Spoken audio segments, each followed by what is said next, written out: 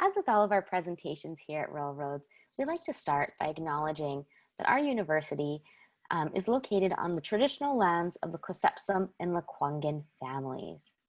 So we recognize we are so fortunate to be living, learning, and working on these beautiful lands, and to be a part of the long history of learning and teaching that's been happening past, present, and will continue on in the future. We are here today to chat about two of our programs. One, the Graduate Certificate in Instructional Design, and our second, the Graduate Diploma in Technology Enhanced Learning. Taking a peek at our registration page, it looks like our registrants are pretty equally split between the two, so we'll spend time talking about both certificates in length. So my name is Selena Kunar. I'm an education advisor here at Railroads University, and I'll be supporting this webinar by clicking through the slides and sharing some of the resources that we have here on our campus. And we're also joined by Dr. Elizabeth Childs, who will tell us much more about the programs. Elizabeth, did you want to say a quick hello? Sure. Welcome, everybody. Thank you so much for making time for this today. I know in everyone's full lives right now, this is hard to squeeze in, so we really are thrilled that you're here. And please don't hesitate as we get into this. Pop your questions in the chat. We've got lots of wonderful people supporting to be able to answer the questions. And of course, any for me, I will attempt to answer myself. If I don't know the answer, I'll find out for you. But looking forward to meeting you and to getting into our session today. Wonderful. Thanks so much, Elizabeth. And as you mentioned, yes, we have quite a few folks on this call helping support the session today. So in our chat box, you'll see our colleagues, Christy and Lisa, providing some more information, popping in some helpful links, and answering any questions that come up as well. I see Lisa's popped in her introduction now, so thank you so much, Lisa, for saying a quick hello. You've learned a little bit about who we are, and we would love to know a little bit about all of you. So if you feel comfortable in our chat box, letting us know, where are you joining us from? What sector are you currently working in? And if you feel so inclined, to let us know what you're hoping to get out of today's webinar. This will help us identify who's in the room and how we can ensure that our session today is targeted to all of you. So as the introductions are coming in, I will continue on and share how we're going to be spending our time together today. So after we learn more about who else is joining us today, we'll enter an exploration of the Royal Roads University experience, head into our program overviews, move into an application process and requirement walkthrough, and cap off our session today with a question and conversation period. With that, I will turn my gaze over to my second monitor and check out who's in the room with us today. So we have Becky joining from Victoria, currently working in the K-12 sector, developing resources for teachers and students. Welcome, Becky. We have Christy, one of our student recruitment teammates, joining from her home in Victoria, who's here to provide any help for those experiencing tech challenges. Olivia, also from Victoria, who works in the nonprofit sector, looking for more detailed info about the Graduate Diploma in Tech Learning. Welcome, Olivia. We have Thomas from Toronto, working as a learning consultant in the financial sector, who's excited to learn more about the program. Anja, who's a part-time prof looking to transition into instructional design. Brad from Vancouver, who works in international education. Sylvia from Vancouver as well, working as People and Culture Coordinator in the Industrial Automation Company. Joy from Calgary. Oh, wow. So we have lots of introductions coming in. Thank you all so much. I apologize for pronouncing your name wrong, but we have Sepid from Vancouver, who is an instructional designer and looking to learn more about the program. And then Jag from Vancouver as well. So please continue popping your introductions in our chat box. This is such a great representation of what you can expect from your diverse cohort members. So talking about our cohort members, we like to just quickly highlight some of the things that we value here on our campus, starting with all of you. So here at Railroads, we take a first names first approach. One of my colleagues is on degree number 2 with Railroads, and she likes to laugh that she still doesn't know her student number. And I think that's a really wonderful representation that here at Railroads, you are not your student number, you're you. Next are real world classrooms. We're very fortunate to have our classrooms be led by what we call scholar practitioners. So our instructors who are not only academic experts in their field, but folks who are out in the world putting into practice what they're bringing into our classrooms. This ensures that all of the education we provide is always applicable, always relevant, and always up to date with the circumstances in the world. COVID-19, for example, has changed much of the workings of the world, and that's something we're able to reflect in our teaching in our classrooms as well. Learning together forever. So this talks about some other folks you'll find in your classrooms, your cohort members. So your cohort members are a carefully selected group of individuals who you will move through from the start of the program together all the way to the finish line. This is a wonderful way to ensure that all of our learners have a really tight-knit support network, both academically, but professionally upon graduation as well. I'm very fortunate within my role here at Railroads that I get to connect with alumni quite often. And it's so exciting to hear folks whose WhatsApp chats, their Facebook groups, things are still alive and full of communication and dialogue years past graduation. So your journey together is truly forever. And finally, life is also an education. So we'll talk about this a little bit more as we get to our flexible admissions model, but this highlights that here at Railroads, it's very important to us to acknowledge not only your academic background, but your professional, your personal as well. Everything that has come to build who you are today. So again, we'll talk a little bit more about that as we get into our application process. So while we're very fortunate to be on beautiful, beautiful lands that you can see here, there's some of our photos. It's been a minute since any of us have been able to be here together. So we'd like to show you these photos now to give you a highlight of what you can expect to see if you're ever in the area and we're all able to be together on campus again. In the bottom corner, you'll notice that online learning is part of this picture as well. And that's because here at Railroads, while we're so proud of our physical space and our physical classrooms, we have been in the online learning space for over 25 years.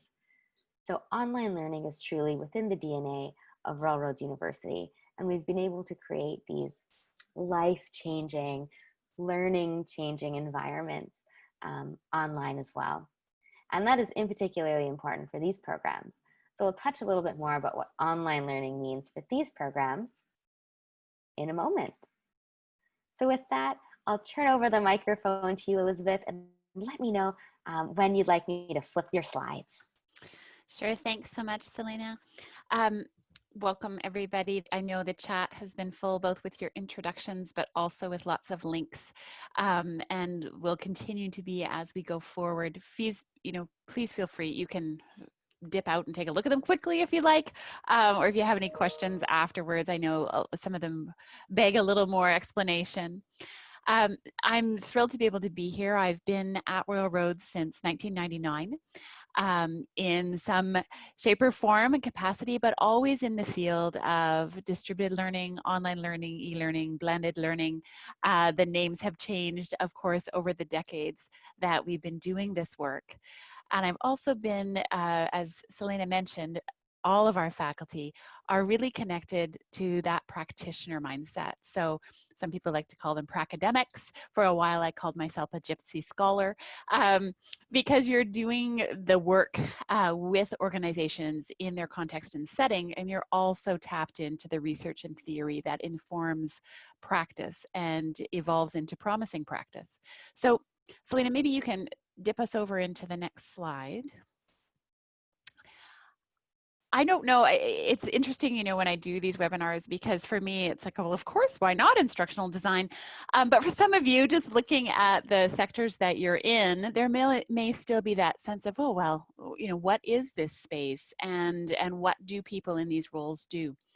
And so the second bullet point on the slide is really quite interesting because it is about 3 years old now. And 3 years ago, an instructional designer was ranked the 38th best job in America, so US centric. And over the next 10 years, really an area that was expected for huge growth. And part of that was, as you can imagine, pre-pandemic, this recognition that there was a need for just in time, just enough learning and educational experiences across all sectors. And due to much of the globalization of the work, it needed to be able to be delivered in different and multimodal ways. Of course, as we are all experiencing our current journey of the COVID-19 pandemic, I've put a link in the slide deck by Dr. Tony Bates, who's a preeminent scholar in this area. He's Canadian, and he did a lovely piece early April, I think, this year, talking about post-pandemic, some predictions for the field and for this space. So those of you who are interested, or I know some of you, it looked like you're thinking of making a transition into instructional design as an area, you may find that link very useful as you start to sort of conceptualize what it will look like going forward. I will, now you can move, may I move the slides, Selena? I've forgotten, I'm on a Mac, you know, it's always slightly different. Thank you. So taking a look at the grad certificate in instructional design, and we'll just walk through this. Please feel free, if you have questions, just type them in and I'll talk and, you know, read and talk at the same time. So there are some preparatory courses, and these are ones, they have two foci. The first one is an introduction to academic integrity. It's something that we do at Royal Roads across the institution with all programs. All of this, of course, the programs are done online. The second one is the link, and that is a 2-week experience, and it really is the focus of that experience to build community, to come together, to get comfortable with what you've got yourself into. Where are you? So the services, features, supports, all of the wonderful work that is done behind the scenes at Royal Roads to support student success, but also to really connect with the group that have decided to start the graduate certificate at this time. After those two pieces are completed, you move into the first of 3 courses in the grad certificate. The first course, the focus really is that very detailed application level of graphic design for instructional designers. And we have the privilege of having one of our associate faculty, deep experience in graphic design, also works in our Center for Teaching and Educational Technology, Ken Jeffrey, and he brings such a wonderful lens to that course around both the theory and the practical for considering graphic and user interface design in digital learning environments. From there, you move into a course that really has 2 tracks, 2 foci, I guess. One is around general project management, because generally the role of an instructional designer gets to wear that hat at different points in the process, or sometimes for the whole process of a project. And one is around some of that initial conceptualization about learning theories and learning approaches for instructional design. So what do we know about how adults learn, about how children learn? What do we know about learning, the neuroscience and brain-based research that is just exploding in our field? And how can that be woven into approaches for instructional design? So the title itself of this course makes it sound like it's a project management course, which it is, and it's project management in the context of an instructional design model or approach. So you'll be examining many different instructional design models, from some of the more traditional tried and true ones all the way through to some of the more contemporary ones like agile design or sprint design. The final course in the grad certificate is focused on instructional design in technology-mediated environments. So you can maybe start to hear a little bit of the distinction now between the second and the third. The second starts to get you into the models of instructional design. The third really takes those models, takes what we know about learning and puts them in a place where it's technology-mediated. You're using the affordances of technology and what we know about learning and how the human brain works in order to create these spaces, and how do you design in those spaces. So the program itself is roughly 7 months, and it's a 9-credit graduate certificate. Selena, we can do the next one. Thank you. So this one, it's interesting. Selena and I reviewed this slide deck, and when I got to this slide, I smiled because, again, in our current reality, part of the why has been answered. But prior to the pandemic, different sectors were thinking and looking at how can we use technology in different ways. So for example, point of sale products across franchises. We're looking at how can we use point of sale terminals for just-in-time learning when our staff have downtime and there's no one in the store. One example. Oil and gas companies, we're looking at how can we use user-generated, employee-generated micro videos in a video library for little aspects of on-the-job training when people are out on site. So those are just 2 examples from some of our students actually of how we're looking at and adapting towards this technology-enhanced learning as design. When we look at the DIP-TELD, so this is a graduate diploma. So the graduate certificate is the one I just spoke to. You can choose to ladder into the graduate diploma. And so some people do that because they want to try the grad cert and see, how is this? Is this a fit for me? Is it going to all fit within my life and balance? And will I have time for it? And then they get into it and think, well, I'd like to keep going. And they finish their graduate diploma. Other people come into the process wanting to do the graduate diploma, the whole thing. So you have the first 3 courses of your graduate certificate, and then you move into the final 3 of your graduate diploma. As you move into the final 3 courses of the graduate diploma, these are done in an open WordPress environment.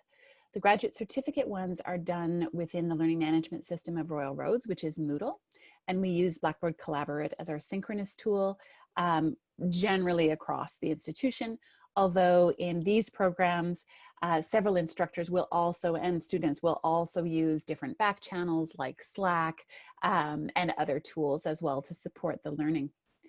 In the diploma, you can see in the teal colored boxes on the left of the screen, those are those 3 graduate certificate courses. The diploma then extends it and it takes 3 more courses, and these 3 are part of the Masters in Learning and Technology. So earlier up in the chat, I had put a link to the Masters of Learning and Technology program page. And I put that link in there, not because I lost my mind and forgot what webinar I was in, but I put it in there because our entire Masters of Learning and Technology program is an open program. We are in WordPress. They are Creative Commons licensed sites. You can see all of the courses, all of the assignments, all of the activities, all of the rubrics. So those of you who are interested in looking at the graduate diploma, I would encourage you to go to the Mallet program page because all the courses are listed on the right-hand side. And you can click on 523 and you can see what it is. So that's why I put the link there. I'll pop it in a minute again. And you'll see the 3 courses that then form the rest of this diploma. 523 is a focus on this foundation. So this is getting right down to the nuts and bolts of learning and technology and what we know from both theories, models, and research around those areas. As you move into 524, you're really dissecting innovation and design. What do we know about design models? What do we know about innovation? How do they intersect? How can we use some of those design-based thinking, for example, or others to maximize what we're trying to achieve? So that's sort of the focus of 524. And 525 is how do we lead change in this space? Because instructional designers are no longer, and I would argue never were, people where you just sort of pass stuff under the door and it would come back and this lovely design for a course would come back. Instructional designers increasingly are asked to be leaders in this space. They're asked to be not only the translator between the technology and the person who is trying to achieve the learning, or the governance body who is trying to accredit the learning, they're actually stepping up to be leaders in this space. And we see that a lot. You see chief learning officers popping up in companies. You see in the Center for Teaching and Learning in the higher ed sector, you see directors of learning and teaching. So this course really focuses on what does it mean to be an instructional designer, learning designer, and to wear the hat of a leader. And what does that look like? So that's the graduate diploma, those first 3 courses and the last 3. Good questions in the chat. Okay. So, excellent question. So there's a diploma, this one, in Technology Enhanced Learning and Design, which has these 3 courses in it. And for those of you who've looked at the master's program, there's also a diploma in Learning and Technology, which is the reference there Olivia is mentioning. That diploma has 3 different front-end courses, Olivia. So in this one, the 3 front-end courses for what we call the DIPTELD, as short, Technology Enhanced Learning Design, the 3 front-end courses are the ones that are in the certificate. They are not in the other diploma in Learning and Technology. So the courses in the Learning and Technology program at the front end, there's one on digital presence and identity, building communities, networks, and groups.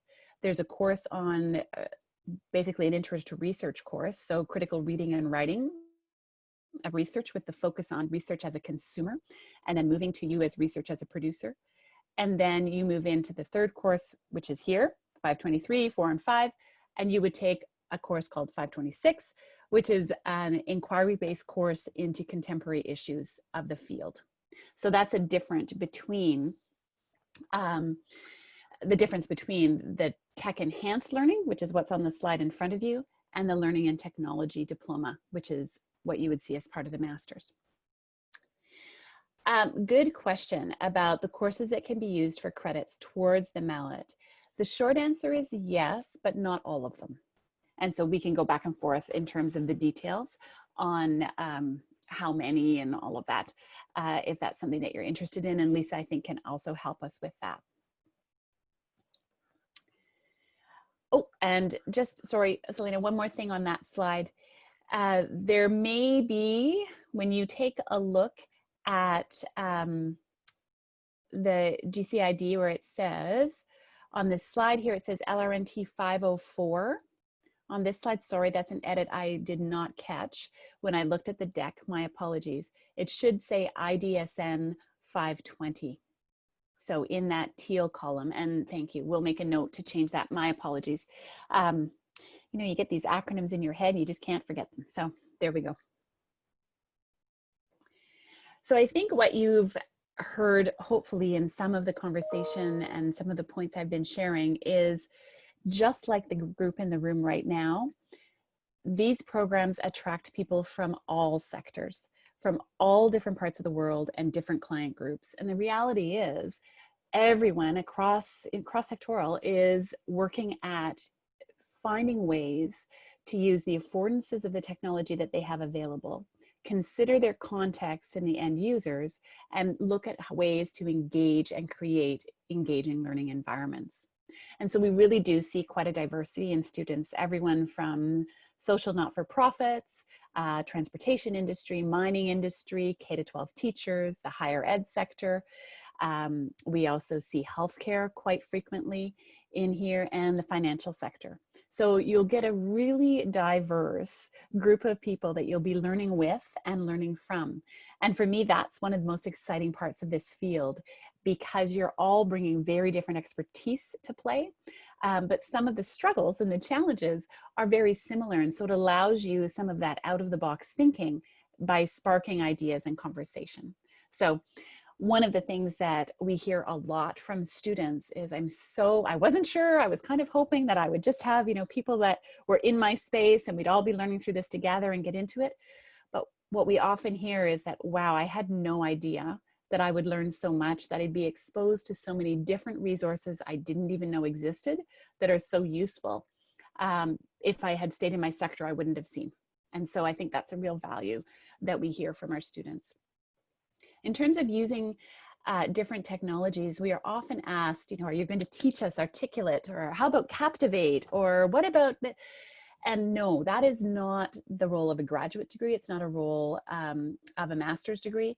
And so you will not be taught how to use software in this program. You will be using different softwares. We will not dictate the ones that you use to create your assessment and assignment activities. People use all kinds of them. And again, it's so contextually based that is really rich learning as well, because people come away thinking, oh, I didn't even know that tool existed.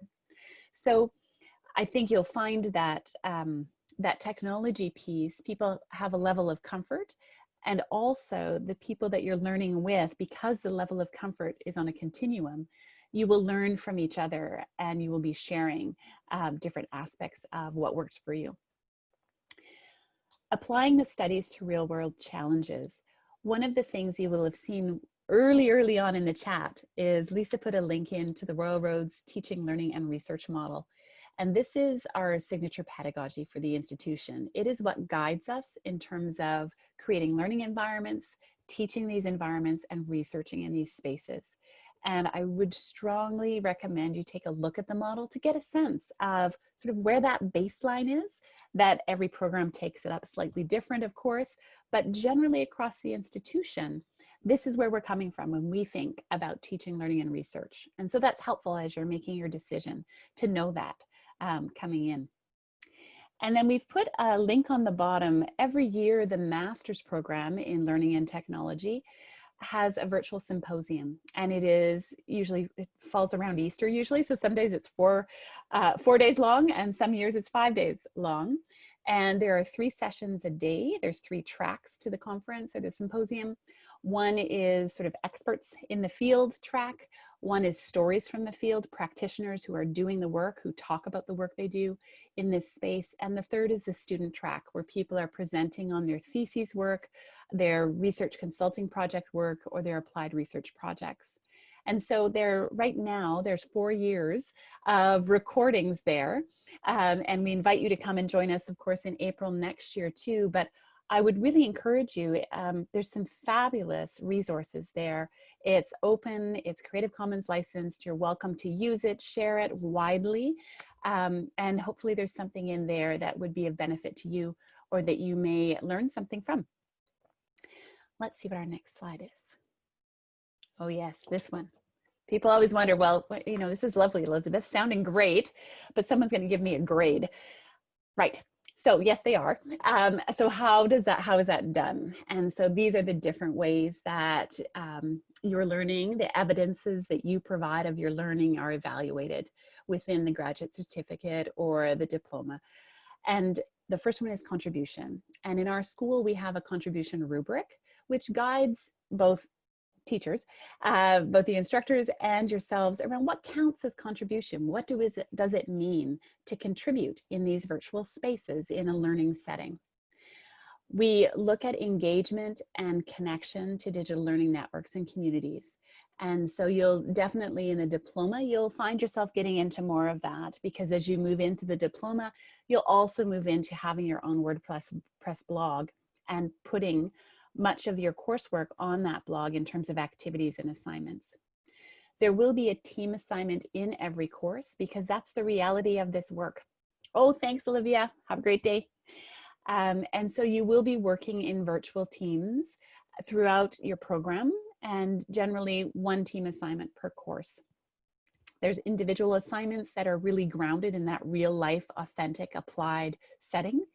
And often in the courses, they'll use a method of peer and self-assessment as well as reflections, which in some cases might appear on your blog, or in other cases may choose to be done more privately in the learning management system of Moodle. All right.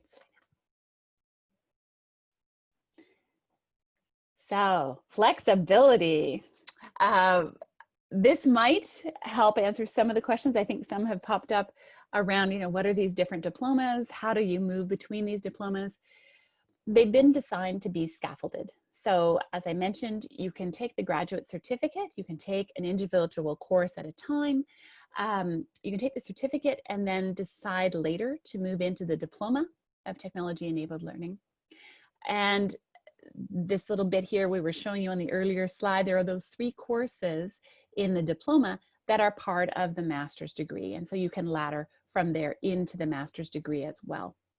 You also have an option, and some people do choose this, to take the graduate certificate and move into a Master's of Interdisciplinary Studies, because perhaps they want to take some courses out of the School of Communication and Culture or out of the Faculty of Business. And so you have that option as well, which if you're interested or thinking that you might like to move, this is sort of that first little tentative step forward, and you might like to continue on into doing your master's work, it's definitely worth thinking about what you're attempting to achieve with the master's and the different pathways that are available for you. Oh, and now I get to turn it back over to Selena for how to apply, but feel free to pop questions in the chat and we'll have some time at the end as well if there's something that you're still unclear on or would like to know more about. Wonderful. Thanks so much, Elizabeth. And yes, we're just around the corner to our question and conversation. So any questions about the programs that we've heard about, pop them in the chat box, or any questions about the application process as we move through exploring what that looks like as well. So we'd like to start by sharing the admission criteria for these programs. So standard admissions. Standard admissions requires a 4-year or comparable undergraduate degree in a related field from a recognized post-secondary institution, as well as at least 3 years of professional experience in a leadership or management position that is directly related to the program learning outcomes. So you see the asterisks beside some of our words there. So for at least 3 years of professional experience, you'll notice that a little blurb at the bottom of this page. So we note that emerging leaders who have fewer than 3 years of leader experience, yet have been in recent leadership or people management roles for 2 years or more, who demonstrate exceptional leadership potential through their professional and life experiences, are preparing for further leadership roles, and otherwise meet the standard admissions criteria, are encouraged to apply. So flexible admissions. Flexible admissions is for those folks who, as we were reading through the standard admissions, you thought, I don't quite check all those boxes, but I know I can provide so much to this program, and this program will be able to provide so much to me. So this is where we showcase at Railroads how important it is to us to acknowledge and highlight not only the academic background, but professional and personal as well.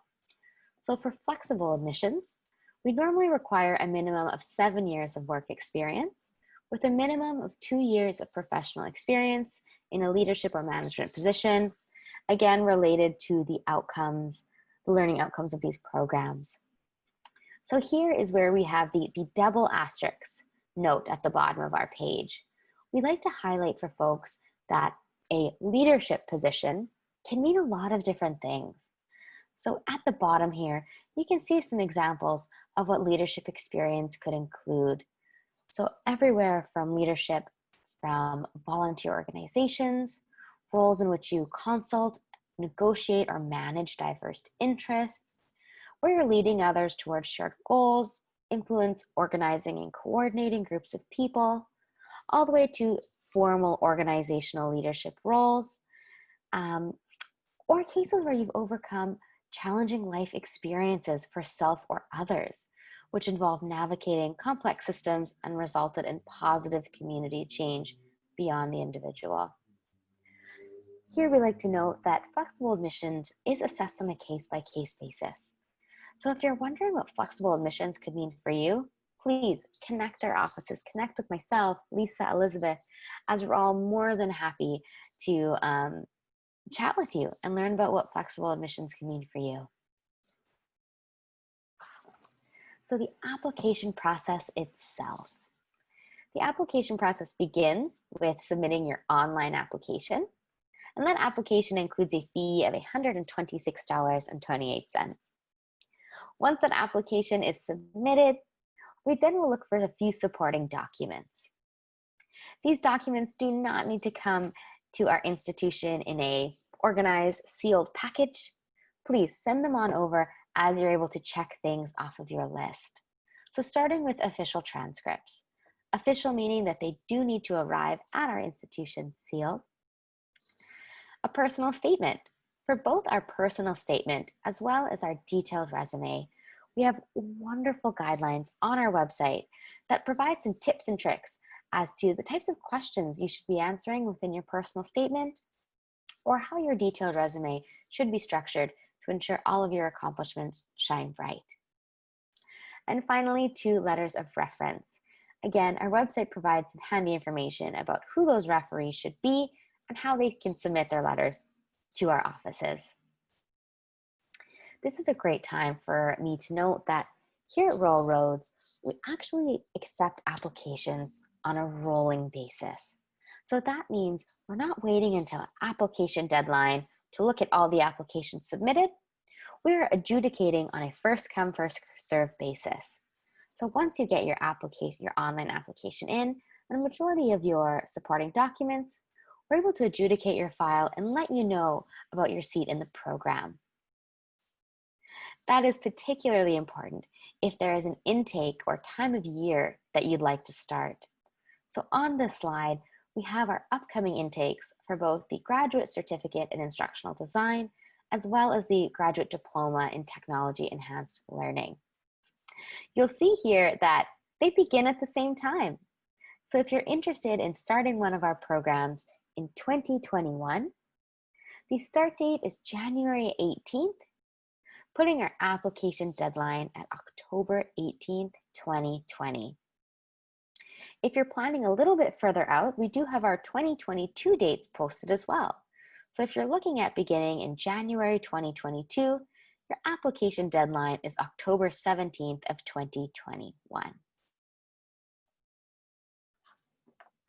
Financial aid. So always lots of questions about what resources are there available on our campus to our learners.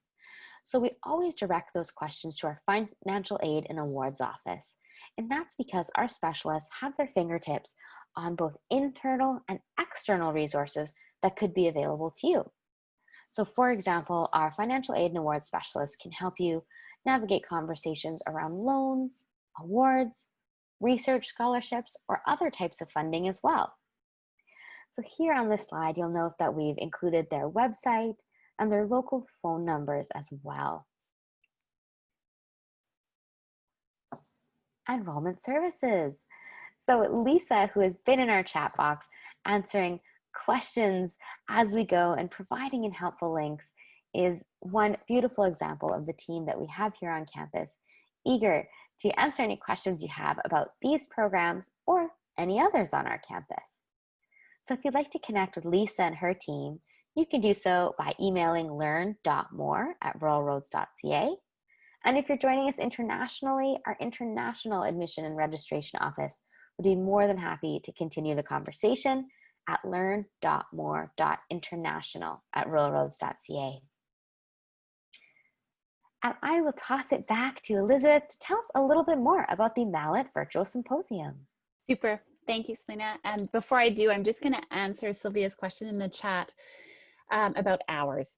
How many hours a week? And this is a really tricky one because it does vary for everybody, in the sense that there's generally the amount of time required in a 3-credit course. So we know roughly what that is. And we say generally you're looking at about 10 to 15 hours a week that you'll need to devote to it, to your course, and you're taking one course at a time. So that's how generally it works. However, what we find happens in talking to our students is they get excited about something. They get curious about something, and they go down these lovely rabbit holes in the literature, and they have access to all this research journal that they didn't know they had access to through our library databases. And so it really does vary.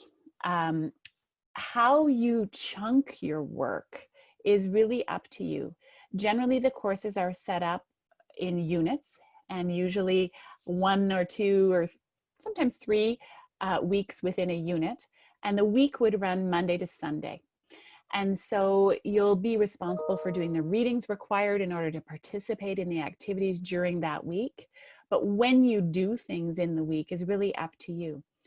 Where it runs into a bit of needing to coordinate schedules is when you're doing your team assignment, because you'll be working with people virtually on a team product. And we have this wonderful team resource at Royal Roads. We have team coaches. So we have a team coach for our program, and they will be there to support both team process and tips and tricks for working as virtual teams, and also to help you if you run into a bit of conflict in virtual teams, which is absolutely normal and to some degree expected.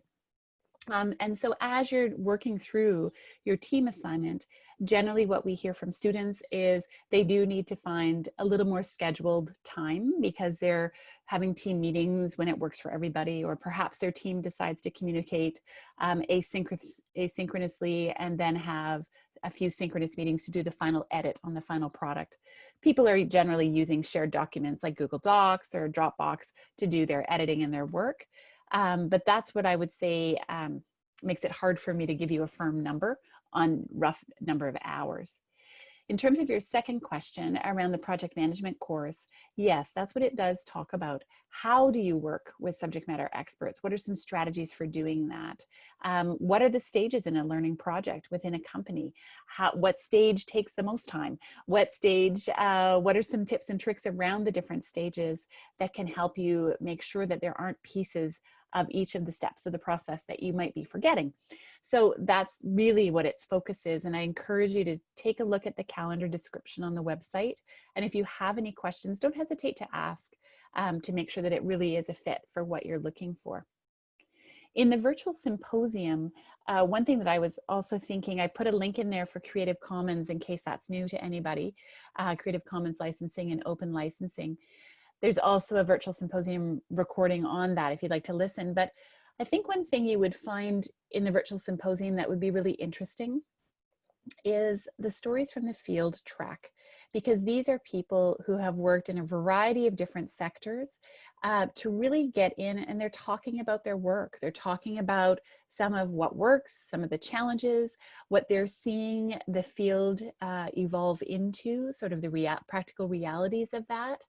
And they may, or in fact, most of the stories of the field track that people are not in a higher education setting at all.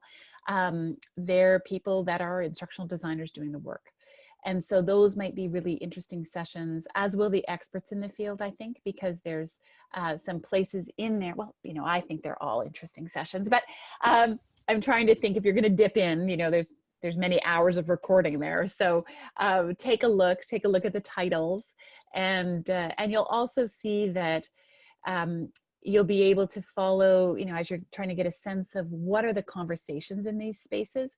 I put the Twitter hashtag that the program is using and has been using for many years, so you can get a sense of what people in the program that use Twitter are talking about, because not everyone does.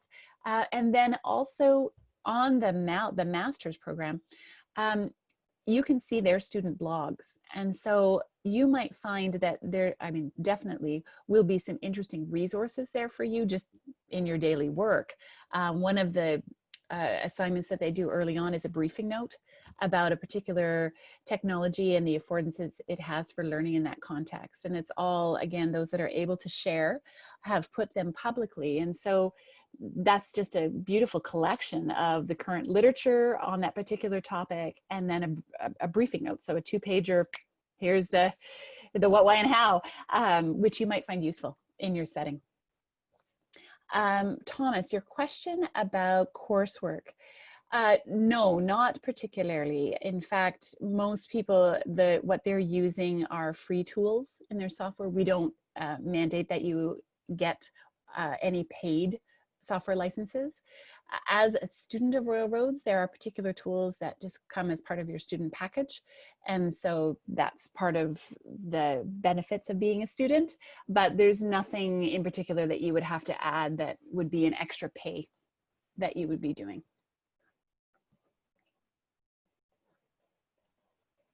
Well, wonderful. Well, that is a great segue into heading into the question and conversation piece of this session today. So I'm noticing that some folks are joining us through iPhones or iPads. So I'm going to pop into the chat box and just read some of the questions that were asked and then answered in the chat box as well, in case you're having some challenges navigating where the chat box is on your device. So we had a great question here asking for the link on how to get back to the open course resources that Elizabeth had mentioned. So Lisa popped the link into the chat box, and what I'll do is in the follow-up message that goes to all folks who registered for this webinar, I'll make sure to highlight that link. So it's nice and easy for you to click on and find quickly. There's also a question about this in the HR profession, whether this would be a strong degree. And I think that really does depend on what aspect of HR you would like to do. So if you're really moving into the training and development role within the purview of an HR professional, then yes, this would be very valuable to your work. If you see yourself doing more of employee benefits, for example, then this would be valuable if you are creating training for employee benefits and that sort of thing, but probably more secondary to what the core of your work would be. So it really does depend where you see yourself evolving or putting your space in the HR profession. We had a question from Lisa in our chat box that was so great as well. So asking that if you're going to partake in the starting with the graduate certificate in instructional design and then move into the graduate diploma in technology enhanced learning, and you find your way to the Master of Arts in Learning and Technology, would you roughly pay the same tuition as you would if you would have just right off the bat registered for Mallet? And Lisa in our chat box answered for us and said, if you apply credits from one program to another, your schedule and tuition will be adjusted accordingly. So you won't be paying twice for a course you have already taken once. Lisa also made a note that some institutions right now are only providing electronic versions of transcripts, and that is a-okay. Royal Roads does accept these digital transcripts, but please check with your sending institution to find out what their process is. And with that, I think we have caught up on the questions that were asked and answered in the chat box. And the questions asked to be verbally answered on our session as well. So thank you. I'm wondering, just before we wrap up, I know we have a session coming up with some students, and I'm wondering if you wanted to maybe speak a little bit about that in case there are folks here that would like to join in. Absolutely. Thank you so much. So we have a webinar coming up in about 2 weeks. The registration for that webinar will be included in the follow-up message that goes out to all of you.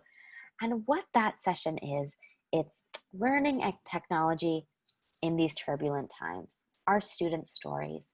So we have 3 students who will be live in that session, helping explore what it was like or what it is like to be part of these learning and technology programs while navigating the challenges and perhaps opportunities that have come up for them with COVID-19, but then also not only how their learning environment pivoted, but how their professional environments pivoted right now as well, and what the implications of that was in terms of learning in this program. So if you're interested, Lisa has popped the registration into our chat box, and that's a great way to have a direct line to folks. So we have 3 current students from very different backgrounds who are coming together to share a little bit more about their experience and answer any questions that might come up for you. Thank you so much, Elizabeth, for mentioning that. So with that, we have a few minutes to spare. So we'll stay on an extra few minutes in case any folks have questions, but we'd like to send a big thank you to all of you for joining us and letting us be a part of your morning, your afternoon, or your evening, depending on when you may be watching this recording as well. We are all here to answer any questions that come up for you, so please feel free to hit reply on any of your follow-up messages, send an email to lisa@learn.more, or head to our SET blog and website to connect with Elizabeth as well. Thank you so much, and we hope you have a great rest of your days. Bye-bye.